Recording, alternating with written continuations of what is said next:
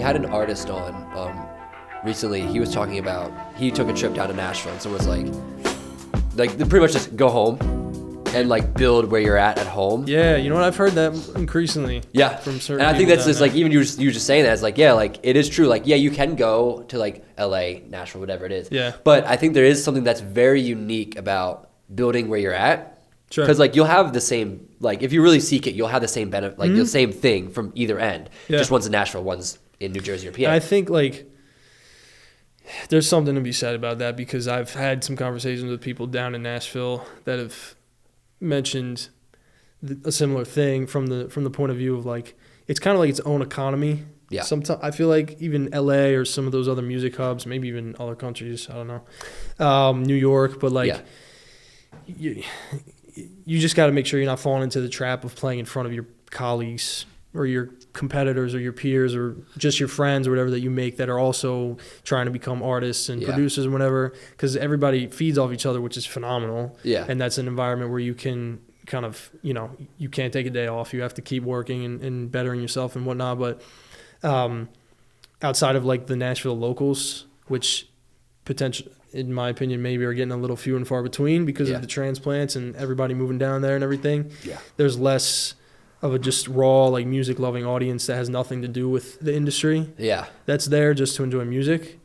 So if I'm up here in Philly playing shows or you're in New York City or your hometown or whatever, you play an open mic and somebody likes it, boom, you can show them your social media, show them your Instagram, your Spotify, and next thing you know, they follow, they start coming out to your shows, they're a fan.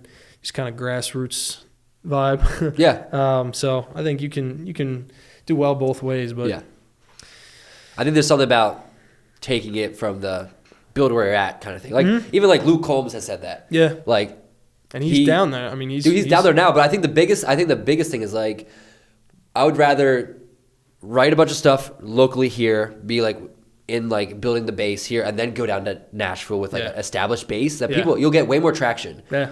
Than being like, I'm just gonna try to make my mark down there and really just like either struggle, like you might not struggle, but like having to sacrifice certain things where like here you might not have to sacrifice certain things to still kind of do the same thing that you want to do. Sure. Like I think people can definitely make it in areas before they even get down to like the spot where you're supposed to make it. I agree. And then you're putting it's today. I think today more than ever is you're kind of just starting your own small business. Yeah. And if you have a team, that's great. If you have funding or a way to fund your adventures, that's better than not. It's easier to start a small business where like the demand is there, maybe a little bit less than in Nashville, but like the supply isn't, like I don't really have anybody that's exactly like me up in this area that I'm really trying to fight booking spots for or whatever. Like if I bring a loop pedal out to an open mic, I can guarantee you nobody else in the room has seen that day or that week or whatever. So at just some random restaurant in Westchester or something. So kind of makes you a little unique, makes you stand out a little bit. Yeah. And so that's kind of what I'm looking to execute on moving forward.